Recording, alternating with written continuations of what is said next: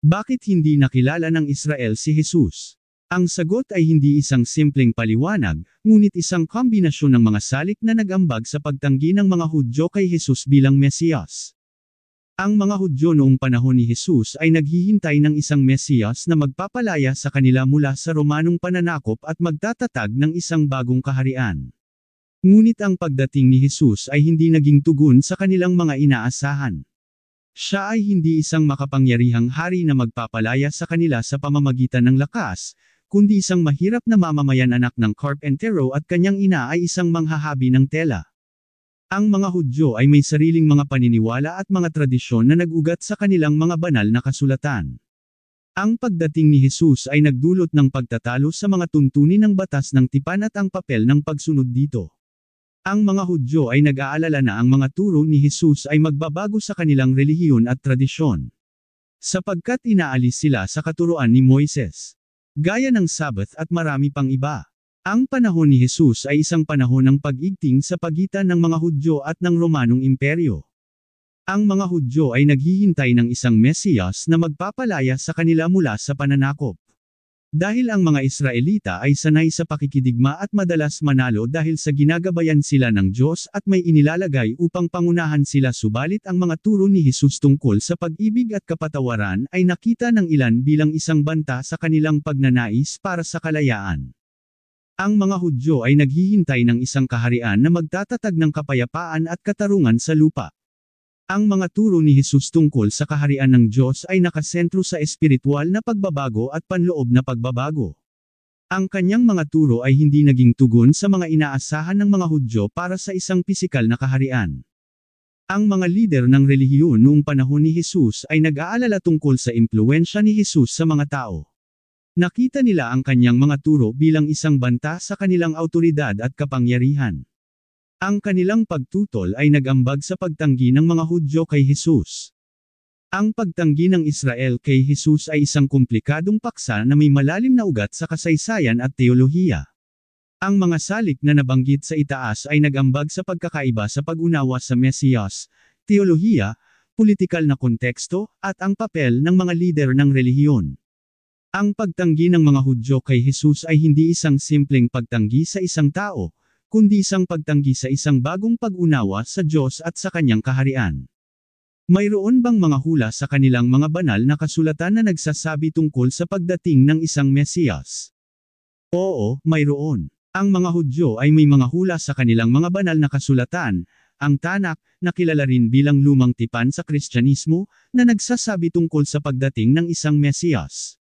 Ang mga hulang ito ay naglalarawan sa Mesiyas bilang isang tagapagligtas, isang hari, at isang propeta na magdadala ng kapayapaan, katarungan, at kaligtasan sa Israel. Narito ang ilang halimbawa ng mga hula sa Tanak tungkol sa Mesiyas. Isayas Kapitulo 9 versikulo 6 hanggang 7, sapagkat sa atin ay ipinanganak ang isang bata, sa atin ay ibinigay ang isang anak na lalaki. At ang pamamahala ay nasa kanyang mga balikat, at tatawagan siyang kamangha-mangha, tagapayo, makapangyarihang Diyos, walang hanggang Ama, prinsipe ng kapayapaan. Ang paglaki ng kanyang pamamahala at ng kapayapaan ay walang hanggan, sa trono ni David at sa kanyang kaharian, upang itatag at palakasin ito sa pamamagitan ng katarungan at ng pagiging matuwid mula ngayon at magpakailanman. Ang sigasig ng Panginoon ng mga hukbo ang gagawa nito. Isayas Kapitulo 53 versikulo 3 hanggang 5, siya ay hinamak at itinakwil ng mga tao, isang lalaking puno ng sakit at nakasanayan ng magdusa. Siya ay tulad ng isang tao na itinago ang mukha, hinamak natin siya, hindi natin siya binigyan ng halaga. Gayunman, siya ang nagdadala ng ating mga sakit, at nagdadala ng ating mga paakit, ngunit inisip natin na siya ay parusuhan, sinaktan ng Diyos, at pinagpapakumbaba. Ngunit siya ay nasugatan dahil sa ating mga kasalanan, siya ay nabugbog dahil sa ating mga pagsalangsang. Ang kaparusahan na nagdulot ng ating kapayapaan ay nasa kanya, at sa pamamagitan ng kanyang mga sugat ay nagamot tayo. Mikas Kapitulo 5 versikulo 2, ngunit ikaw, Bethlehem Ephrata, na maliit ka upang mabilang sa mga lipi ng Juda, mula sa iyo ay lalabas sa akin ang isa na mamamahala sa Israel. Ang kanyang mga ugat ay matagal ng panahon, mula pa noong unang panahon. Salmo 16:8-11, inilalagay ko ang Panginoon sa harap ko lagi, dahil siya ay nasa aking kanan, hindi ako matitinag. Kaya nagagalak ang aking puso, at nagdiriwang ang aking kaluluwa. Ang aking katawan ay mananatili sa pag-asa. Sapagkat hindi mo iiwan ang aking kaluluwa sa Sheol, hindi mo hahayaang ang iyong banal na tao ay makita ang pagkabulok. Ipapakita mo sa akin ang landas ng buhay, may kagalakan sa iyong presensya, kaganapan sa iyong kanan.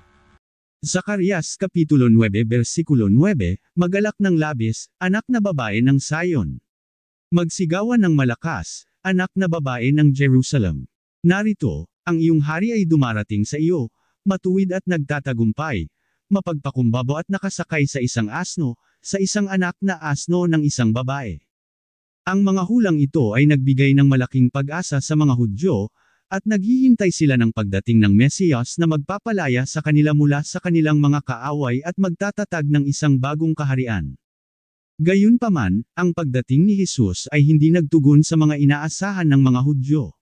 Siya ay hindi isang makapangyarihang hari na magpapalaya sa kanila sa pamamagitan ng lakas, kundi isang mapagpakumbabang tagapagligtas na nag-aalok ng kaligtasan sa pamamagitan ng pag-ibig at kapatawaran. Ito ang isa sa mga pangunahing dahilan kung bakit hindi nakilala ng mga Hudyo si Jesus bilang Mesiyas.